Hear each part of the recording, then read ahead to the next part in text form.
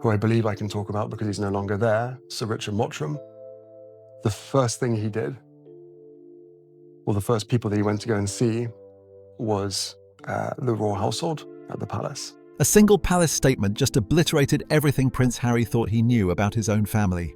DNA tests revealed a truth so devastating that Harry collapsed within minutes, rushed to hospital in a full psychological breakdown.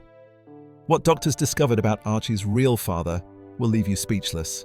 The 9 sentences that destroyed a marriage. The fertility clinic records they tried to hide. And the one question that changes everything. Did Meghan tell Harry the truth? Or has he been living a lie for years? Carry out the right engagements, carry out our work, and try and encourage others and the younger generation to be able to see the world in the correct sense, rather than perhaps having a distorted view. So, the fact that I fell in love with. In the early hours of December 2nd, Buckingham Palace released a statement that would fundamentally alter the British royal family forever. The announcement, consisting of just 9 sentences, appeared on official palace platforms at precisely 6:23 in the morning, Greenwich Mean Time. Within minutes, the carefully constructed world of Prince Harry and Meghan Markle began to collapse in ways that no one could have predicted. The statement had been reviewed by constitutional lawyers, vetted by legal experts, and approved at the highest levels of the British government. Every word had been chosen with surgical precision, yet the message it conveyed was nothing short of explosive. According to the palace, comprehensive DNA analysis had conclusively determined that Prince Harry was not the biological father of Archie Harrison Mountbatten Windsor, the child born on May 6, 2019. The announcement detailed how genetic testing had been conducted using samples obtained through proper legal channels and court authorization. 3 separate accredited laboratories had performed independent analysis to ensure accuracy beyond any reasonable doubt. According to palace sources, all results were consistent and showed no biological relationship between the Duke of Sussex and the child known as Archie. The implications were staggering, not just for Harry's family but for the constitutional framework of the British monarchy itself. What made the statement particularly devastating was its discussion of succession rights. Archie had been included in the official line of succession to the British throne based on the presumption that he was Prince Harry's biological son. Under British succession law, inclusion in the line requires proven descent from the qualifying royal bloodline. The palace statement made clear that Archie did not meet this requirement, and therefore his position in the succession was void. The final portion of the statement indicated that investigations were ongoing. Questions about who knew what information, when they knew it, and whether fraudulent claims had been made regarding succession rights were all under active examination by appropriate authorities. The palace promised further statements as the investigation progressed, leaving the door open for even more revelations to come. The reaction across the globe was immediate and overwhelming. Within 10 minutes, every major news organization had interrupted their regular programming to report the story. Within 20 minutes, social media platforms were flooded with discussions about the paternity revelation, with related terms trending worldwide. Constitutional experts were rushed onto television programs to explain the unprecedented nature of what had just occurred. No one in living memory could recall a situation quite like this one. But perhaps the most significant reaction was happening thousands of miles away in Montecito, California. It was 10:23 in the evening on December 2nd when Harry's phone began exploding with notifications. Security advisors, lawyers, and family contacts were all trying to reach him urgently. According to multiple sources who spoke with media outlets in the days that followed, Harry had been preparing for bed when the messages started flooding in. When Harry opened the palace statement on his phone, witnesses reported that the colour drained completely from his face. His initial reaction, according to sources close to the situation, was to assume this must be a hack or some kind of cruel hoax designed to humiliate him. He immediately called his legal representatives in the United Kingdom, demanding confirmation about whether the palace had actually released such a statement. When his lawyers confirmed it was genuine and that Buckingham Palace was officially declaring he was not Archie's biological father, Harry reportedly said only that it was impossible and insane. Within minutes, as the full weight of the announcement began to settle over him, something shifted. multiple witnesses described Harry becoming increasingly disoriented. His breathing became rapid and shallow. His speech grew confused and fragmented. Meghan apparently tried to calm him down, but her attempts only seemed to agitate him further. When she tried to explain that there were reasons and complexities he did not understand, Harry looked at her with an expression that those present would later describe as complete and utter devastation. The medical emergency occurred around 11 o'clock Pacific time. Harry collapsed, and what followed was later determined to be a combination of hyperventilation, a shock-induced panic attack, and an emotional breakdown so severe that Meghan felt she had no choice but to call emergency services. Paramedics arrived at the Sussex residence within 12 minutes. They treated Harry at the scene before determining that he required hospital evaluation for potential cardiac symptoms and what they described as a psychological crisis. The scene at Santa Barbara Cottage Hospital, as described by staff members who later leaked information despite confidentiality requirements, was heartbreaking. Harry, the prince who had served 2 tours in Afghanistan and who had always seemed so strong and protective of his family, was essentially catatonic. He appeared unable to process what he had learned. Medical professionals treating him reported that he kept repeating variations of the same phrase over and over. "I am his father. I know I am his father." It was as though he believed that saying it enough times could somehow make it true. Meghan arrived at the hospital shortly after the ambulance, and her demeanour struck many observers as unusual given the circumstances. According to those who witnessed her arrival, she appeared to be in crisis management mode rather than experiencing emotional devastation. She was constantly on her phone, coordinating with lawyers, with public relations advisors, and with contacts back in the United Kingdom. Her focus seemed to be primarily on controlling the narrative and managing the flow of information rather than on Harry's medical condition. This detail would later become significant in analysing her role in the events that had led to this moment. Meanwhile, back in the United Kingdom, members of the royal family were processing the announcement and its aftermath in their own ways. Prince William had been informed of the palace statement 30 minutes before its public release, following standard protocol given his position as heir to the throne. His reaction, according to sources present during the briefing, was complicated. There was a sense of vindication that his long-held suspicions about certain Sussex claims had been proven correct. But there was also genuine distress for his brother, an understanding that Harry was facing not just public humiliation, but potentially the destruction of his entire understanding of his own family. Catherine, the Princess of Wales, had reportedly been the one to ask the question that everyone was thinking. Does Harry actually know about this, or is he finding out at the same time as the rest of the world? The answer, confirmed through official channels, was that Harry had not been informed in advance. The palace had made a calculated decision to release the statement without warning Harry first. The reasoning was specific and strategic. Advance notice would have given the Sussexes an opportunity to craft a preemptive narrative or potentially flee jurisdiction before legal proceedings could be initiated.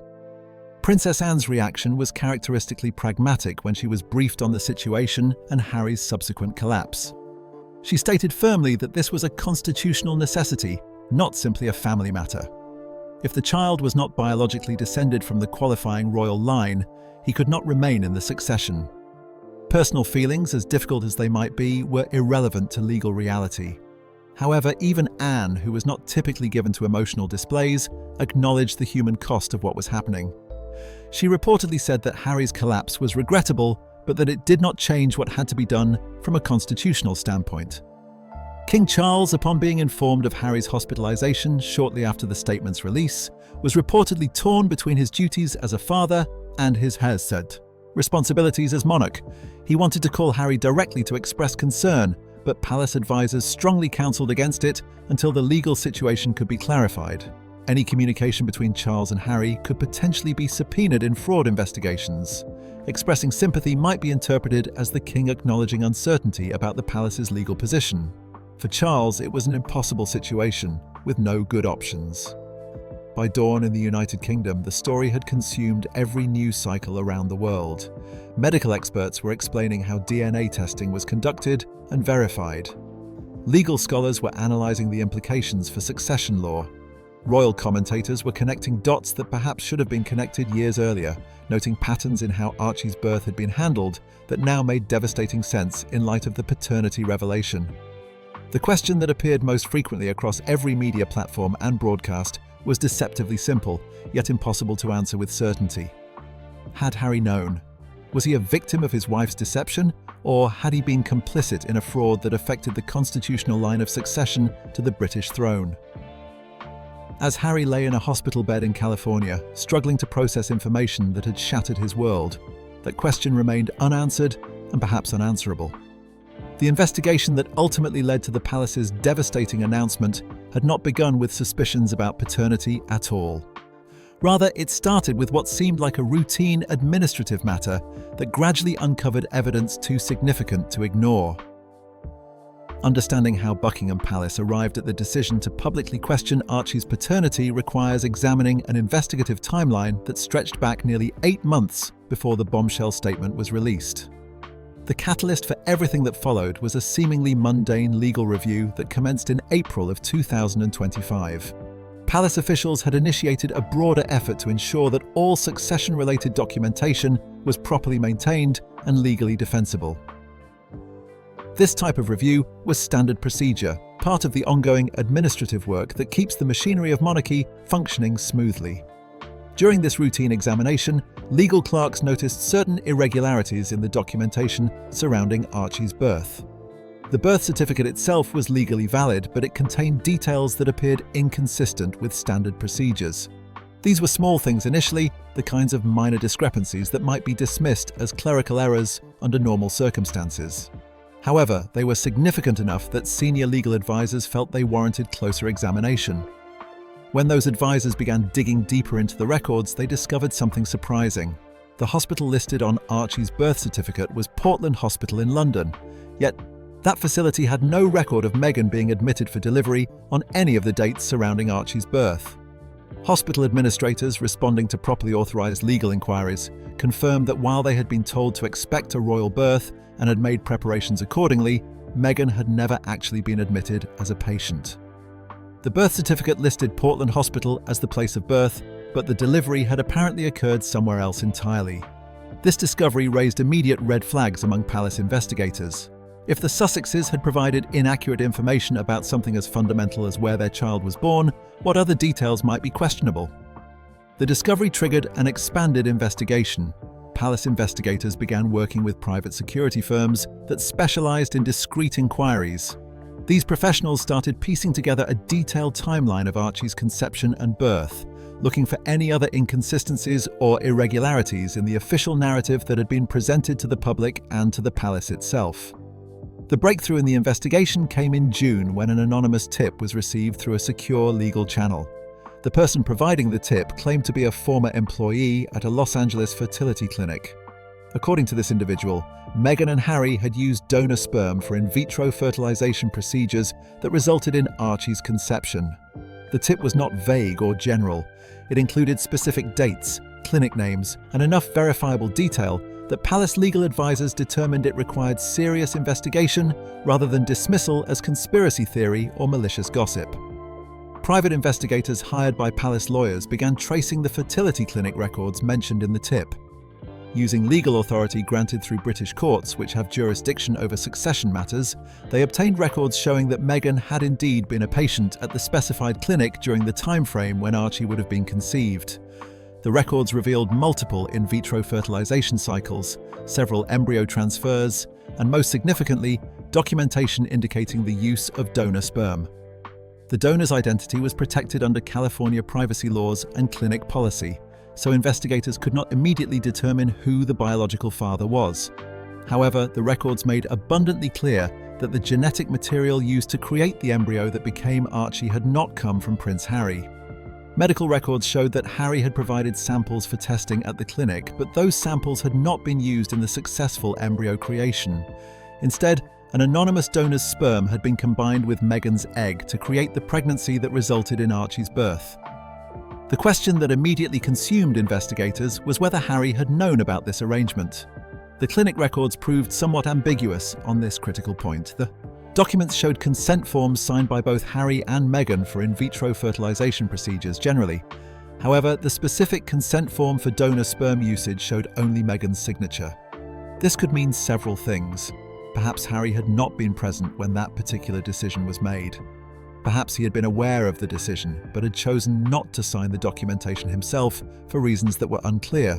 Or perhaps he had never been informed that donor sperm would be used at all. Additional investigation revealed that Meghan and Harry had been dealing with fertility challenges that had never been publicly disclosed. Medical records obtained through legal channels showed that Harry had significant sperm motility issues that made natural conception unlikely and substantially reduced the success rate of in vitro fertilization using his genetic material. The couple had apparently undergone several failed attempts at conception using Harry's sperm before the decision was made to use a donor instead. Princess Anne was brought into the investigation in July, once the donor sperm evidence had been confirmed through multiple sources. As one of the most senior working members of the royal family, and someone with a well-established reputation for unflinching assessment of difficult situations, Anne was asked to review the evidence that had been gathered and advise palace officials on how to proceed. Her response was immediate and unequivocal. If the child was not biologically Harry's son, then the public had been deceived about succession matters. The palace needed definitive DNA confirmation, and it needed to be obtained through legal channels that would withstand any possible challenge in court. The authorization for DNA testing required extensive legal maneuvering. British courts had clear authority over succession matters, as these fell under constitutional law. However, obtaining biological samples from a child living in California and under his parents' custody presented both jurisdictional and practical challenges. Palace lawyers worked closely with United States legal authorities, eventually obtaining court orders that authorized DNA sample collection during Archie's required medical appointments.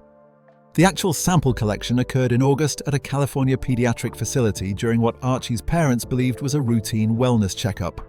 Medical staff operating under court seal and specific legal authorization collected cheek swabs from the child. These samples were then sent to 3 separate accredited DNA laboratories for independent analysis. 2 of the laboratories were located in the United States, while the third was in Switzerland. All 3 operated under strict chain of custody protocols designed to make the results defensible in any legal proceeding that might follow. The results came back in September, and they were both unanimous and unambiguous. The genetic markers analysed by all 3 laboratories showed no biological relationship whatsoever between Prince Harry and Archie Mountbatten-Windsor. The child who had been presented to the world as 6th in line to the British throne had no genetic connection to the royal family at all. King Charles was formally informed of the DNA results on September the 23rd during a meeting that those present later described as one of the most difficult of his entire reign. Senior advisors presented him with the DNA results from all 3 laboratories, the fertility clinic records that had been obtained, and a comprehensive timeline of the investigation. Charles's first response was to question whether there could be any possibility of error, any chance that the results were somehow wrong. When he was assured that 3 independent laboratories using samples with verified chains of custody had all reached identical conclusions, Charles asked the question that would define his moral struggle throughout the crisis. Does Harry actually know about this? The answer, based on all available evidence gathered during the investigation, appeared to be that Harry probably did not know, at least not with certainty. The fertility clinic records suggested that Meghan might have made the donor decision independently, possibly during one of the many medical appointments that Harry had not attended.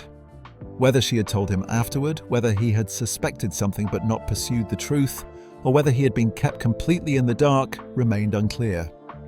However, the preponderance of evidence suggested that Harry was more likely a victim of deception than a willing participant in fraud.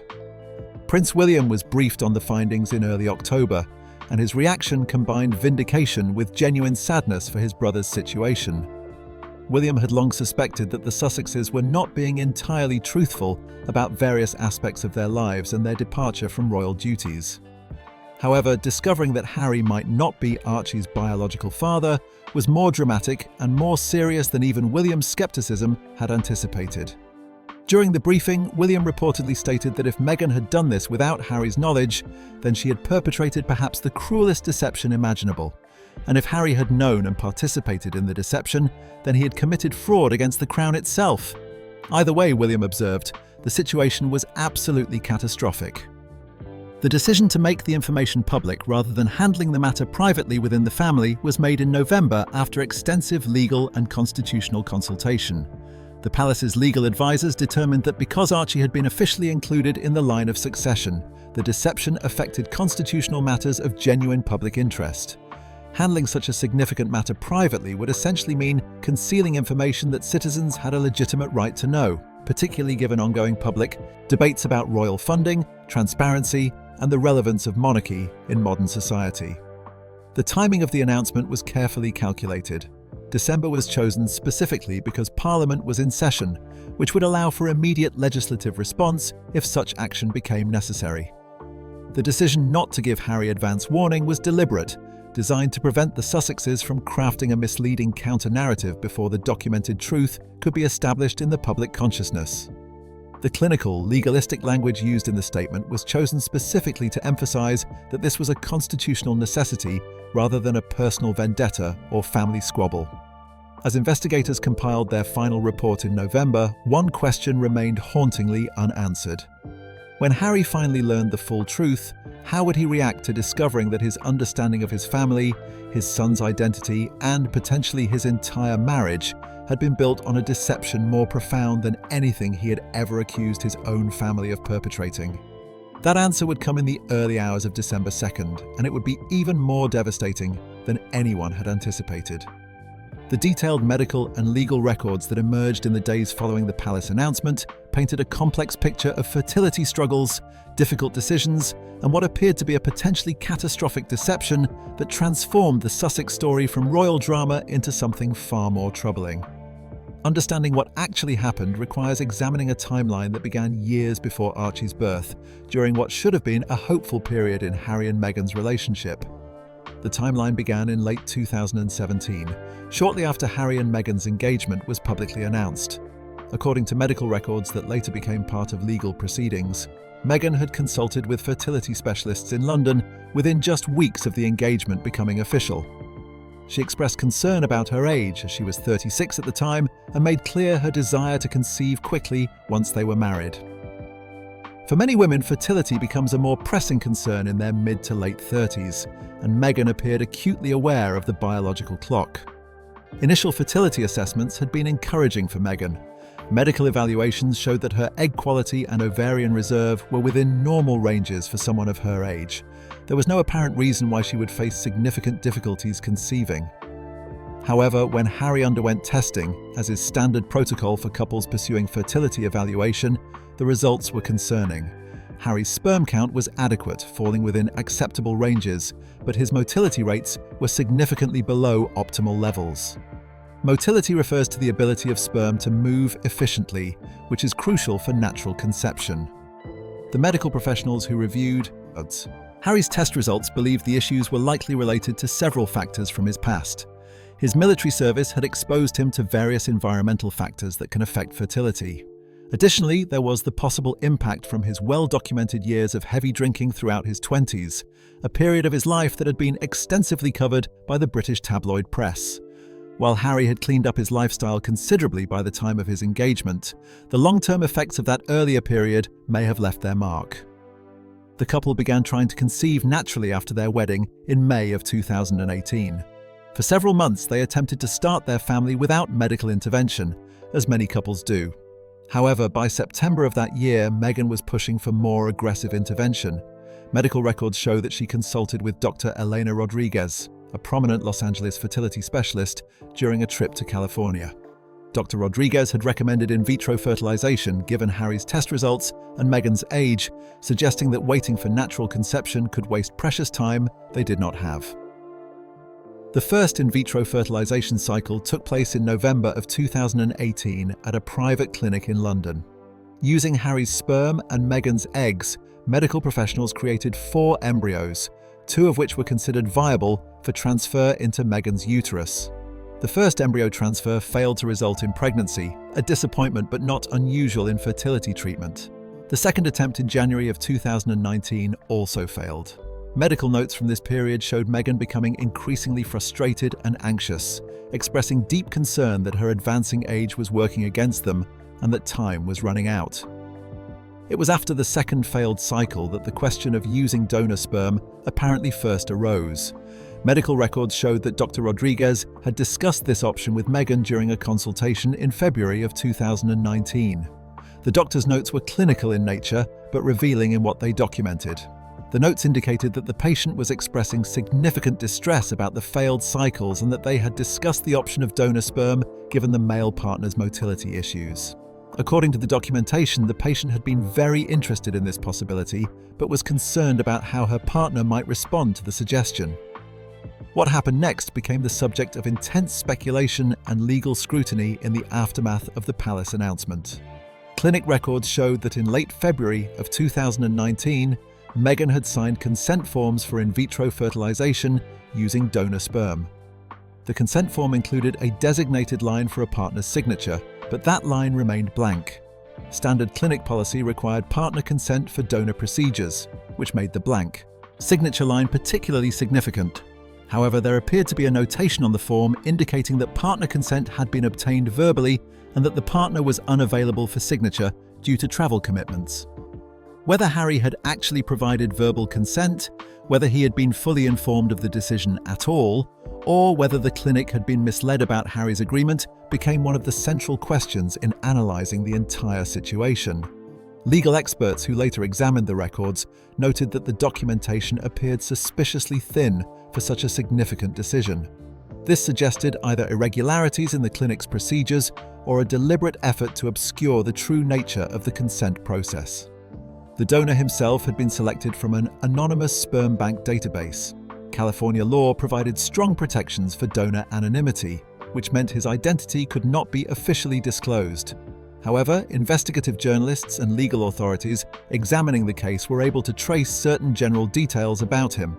The donor profile showed someone of similar height and colouring to Harry, which suggested deliberate selection to ensure physical resemblance between the biological father and the man who would be raising the child. The donor's medical and educational background indicated high intelligence and good health. Crucially, however, the donor had no genetic connection whatsoever to British royalty or any relationship to Harry beyond superficial physical similarity. The in vitro fertilization cycle using the donor's sperm took place in March of 2019. 2 embryos were created from the combination of donor sperm and Meghan's eggs, and one of these embryos was transferred on March 23rd. The pregnancy was confirmed on April 5th, and Meghan's visible pregnancy progression throughout the spring and early summer was entirely real. Whatever questions existed about the circumstances of conception, she had unquestionably carried and delivered Archie. The genetic material that created him simply had not come from her husband. The birth itself took place not at Portland Hospital, as the official birth certificate claimed, but at a private facility in Windsor, according to staff members who came forward after the palace announcement. The decision to list Portland Hospital on the official documentation had apparently been made to maintain consistency with public statements that had been issued prematurely, before the Sussexes had actually finalised their birth plan. This discrepancy, seemingly minor at the time, would later become one of the first threads that investigators pulled in, unravelling the larger deception. What made the entire situation particularly complex was the persistent question of when, if ever, Harry had been told the complete truth about Archie's conception. Some evidence suggested he might have known from the very beginning. His behaviour during the pregnancy announcement and during Archie's first public appearances had been analysed extensively by body language experts after the scandal broke. These experts suggested that Harry had displayed high levels of stress and anxiety that could potentially indicate knowledge of a secret he was helping to conceal, though such analysis remained inherently speculative. Other evidence pointed in the opposite direction, suggesting Harry might have been kept entirely in the dark or given only partial information that allowed him to maintain what investigators called plausible deniability. Friends of Harry who spoke to media outlets on condition of anonymity described him as someone who desperately wanted to be a father, someone who might have been willing to overlook certain details or avoid asking difficult questions if it meant achieving that deeply personal goal. One friend stated that Harry had wanted a family so badly that if Meghan had told him they needed donor assistance and had framed it as a minor medical detail, he might have agreed without fully understanding or perhaps not wanting to know all the implications.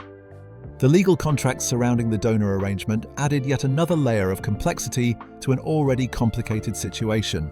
Standard sperm donation agreements include specific clauses establishing that the donor relinquishes all parental rights and that the recipient becomes the legal parent of any resulting child. These contracts typically assume that the recipient is either the person who will carry and birth the child or is legally married to that person at the time of conception. In Harry and Meghan's case, the legal parentage was entirely clear under California family law.